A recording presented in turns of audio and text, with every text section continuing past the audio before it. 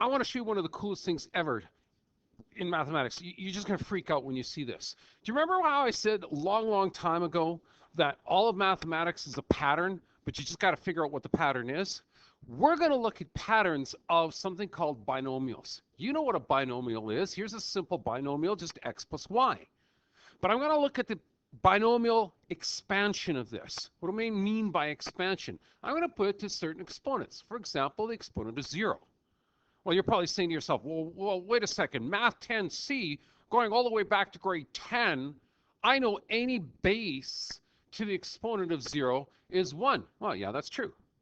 But here's where the fun starts. What happens if I take that x plus y now, and I don't make it to the exponent of 0, but I make it to the exponent of 1? Oh, okay. Well, all right, let's take a look at that. Wouldn't that just be x plus y? Well, yeah, as a matter of fact, that's exactly what it is. That's pretty boring. Yeah, a little patience here. Check this out. What if I make this x plus y to the power of 2 now? What does that mean? Oh, man, that means I got to FOIL this thing. Okay, well, you know that this works out to be x squared plus 2xy plus y squared. Now, do you see the pattern yet? Well, there is a bit of a pattern. One of the patterns is when this is exponent of 0, you have one term. When this is exponent of 1, you actually have two terms. When this is exponent of 2, you actually have three terms, don't you? Yeah. Well, the other thing that's an interesting pattern is this. This starts as 1. Notice this is 1 and 1. And so is this. The guys on the ends are 1 and 1. The guy in the middle is a 2. Interesting. The other pattern I want you to kind of look at is this one here. Take a look at this. This starts as x squared. This just becomes x then. How about this guy? Where's the x? Actually, that is x to the 0. So it actually counts down from 2 to 1 to 0. But you know and I know x to the 0 is just 1, so we just don't even include it in there. But look at the y's now. Y here starts off surprisingly as y to the 0 and then counts up y to the 1, y to the 2 until you get to this power, right? Fascinating. But what if I take this one more step? What if I go x plus y cubed? Well, you don't see the pattern yet. But a guy by the name of Pascal did. And as a matter of fact, he came up with this thing called Pascal's triangle. This is Pascal's triangle. Let me show you how it works. It is a triangle. What's at the top of the triangle? Right here. It's a 1. So check this out. I'm going to put a 1 at the top of my triangle. Then I'm going to start going down here, this side and this side, just like I did right here. Check this out. That's a 1. That's a 1. Guess what? The next one is also going to be a 1. Neat. So I'm going to start these guys, and every time I go down, I'm going to make my sides a 1. So I'm going to go down one here. Yeah, I'm going to make it a 1. Then I'm going to go down again and make them 1s. So if you think about it, how do I get this 2 in the middle here? Well, this 1 and 1 represents this guy, but how did I get the 2 in the middle here? Well, all I did is just added those two guys together. Huh. Do you see the pattern yet? Look at this guy. What if I add these guys together? That becomes 3. What if I add these guys together? That becomes 3. Guess what? There's my cubed function. What do you mean by that? Sir, what do you mean by that? Okay, let me show you. Isn't this going to be x cubed to start? Just like if this was squared, that was squared. Just like if this was 1, that was 1. If this is 0, that would be x to the 0, wouldn't it? Okay, so whatever is here is the power that I start with. Okay, so let's go. X cubed. But remember, you count down with the x's. You count up with the y's. So this would be x cubed y to the 0. But in fact, it would be a 1 up front. Plus. Now the next one. According to Pascal, this is going to be a 3. This is going to be, count down, x squared. Count up with the y to the 1. This is also going to be, oh, check this out. It's going to be a 3, count down with the x. It's now an x. This is going to be y to the 2. Well, how about this guy? Oh, that's easy. That's going to be plus 1. Count down with the x, which would be x to the 0, y to the 3. You see how it works? Pretty wild. And guess what? This is x plus y cubed. That's what you would get. Well, does this mean it works for everything? Yeah. Check this out. Your next line will be 1 here. This would be 4. That would be 6. That would be 4 again. And of course, on the end, you'd have a 1. So to the x plus y to the power of 4 would be, there's the coefficients right there. There's the coefficients. This is wild. So this would be 1 x to the 4, be y to the 0, so we don't write it. Now we start counting down with the x's, count up with the y's. Plus, next one would be 4x cubed y 1. Next one would be 6x squared, count down with the x's, count up with the y's, y squared. Next one would be plus 4, count down with the x's, so you're down to x, count up with the y's, y cubed. And then last but not least would be 1, count down with the x's, so it'd be x to the 0, y to the 4. There you go. Isn't that wild?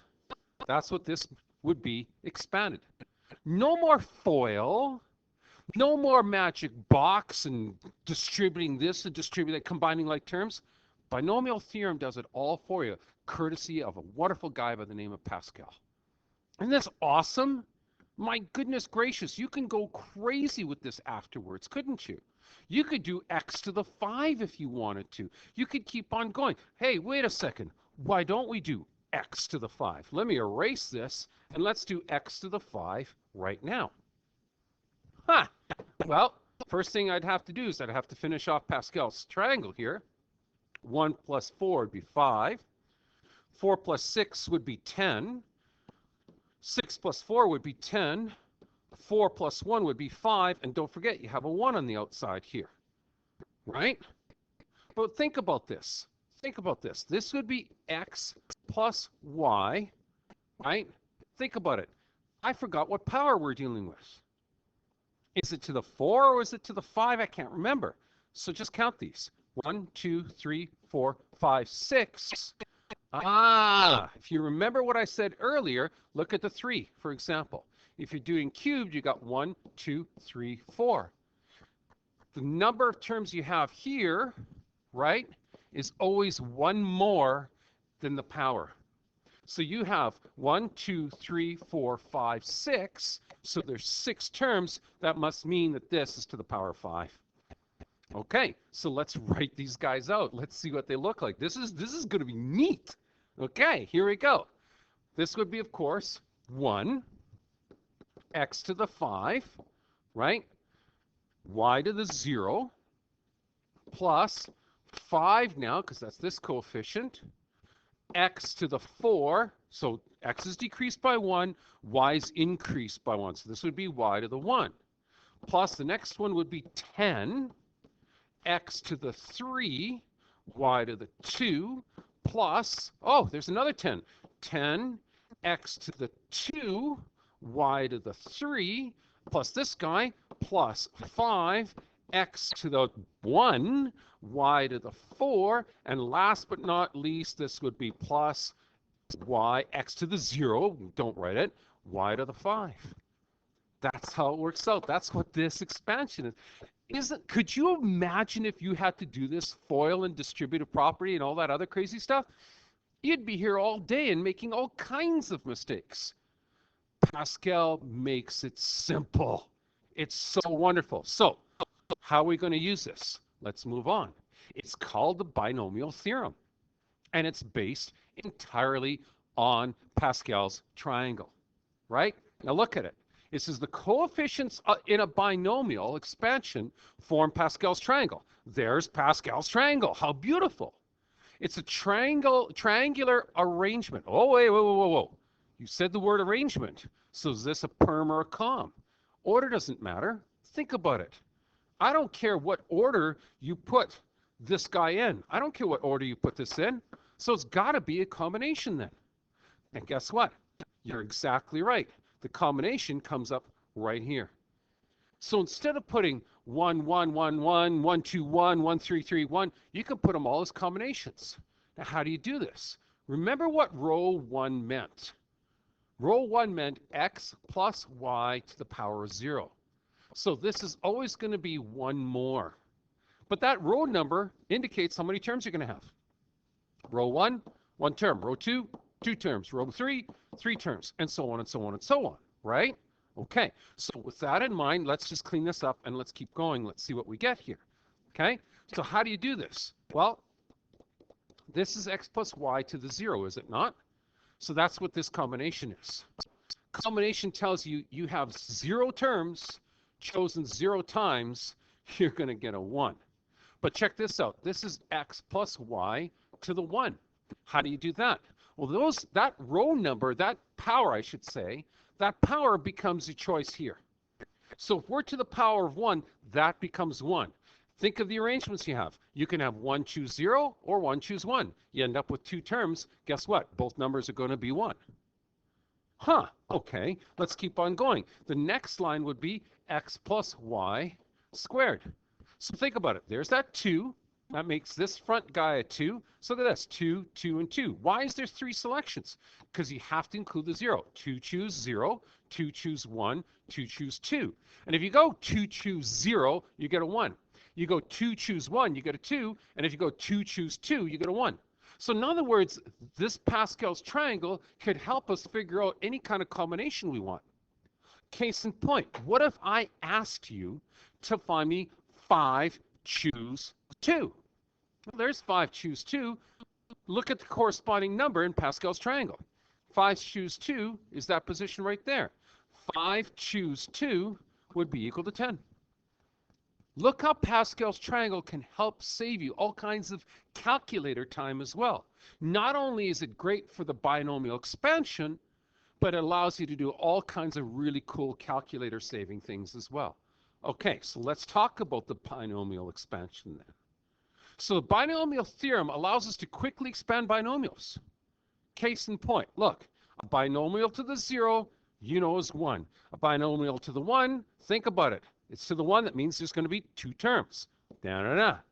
And there's Pascal's triangle. Look, these guys all along the side here are always going to be 1s. This guy all along the side here are always going to be 1s all the way down. To figure out the middle terms is very simple. Look at the guy above. There's a 2.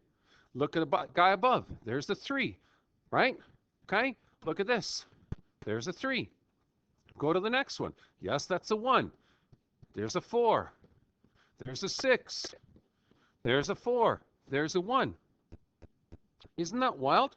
And look, remember, if you've got to the power 4, you're going to have 1, 2, 3, 4, 5 terms, which matches the row number. Whoa, there's so much information here. I want to summarize all of this. So let's do a quick summary. Okay? So the quick summary is very, very simple. Think about this. Think about this for a second. The number of terms in the expansion is always whatever the power is plus 1. Huh. But how about the sum of all of the exponents of x and y in each of the terms? What does that work out to be? Well, let's go back here and I'll show you. Let's go back right all the way back to this one. Look at this. I'm going to show you something really, really cool. I bet you never even thought of this. See how this is a 5? Check this out. That's a 5.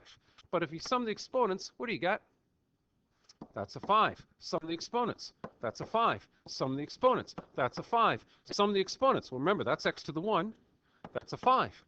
That's a 5. So the exponents, each term, the sum of the exponents of each term equals to whatever this power was right here.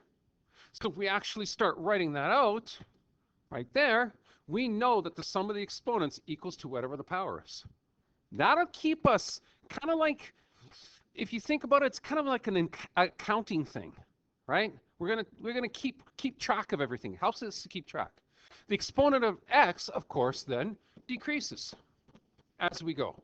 It starts with whatever the n is. So let's say the n was 5, then it goes 4, 3, 2, 1, all the way down to 0. But how about the y? The y's increase, doesn't it? The y's increase all the way through from 0 to y1, to y2, to y3, all the way up to the power of n. But I also want to show you one more thing before I end this podcast, because this is really cool. Check this out. Something that's really, really cool about Pascal's triangle. Let me just erase this. Let me show you something. Something very, very cool. You draw a line down the center. Check this out. 1, 1, 1, 1, 1, 3, 3, 1, 1, 4, 4, 1, 1, 5, 10, 10, 5, 1. It's symmetrical. Oh my goodness. There's so many cool things, so many cool patterns in Pascal's triangle. It's just so incredibly wild. So this is, in fact, symmetrical. So it forms a symmetrical arrangement. Okay, stay tuned to the next podcast. We're going to start looking at some pretty darn cool examples. Stay tuned. Stay tuned.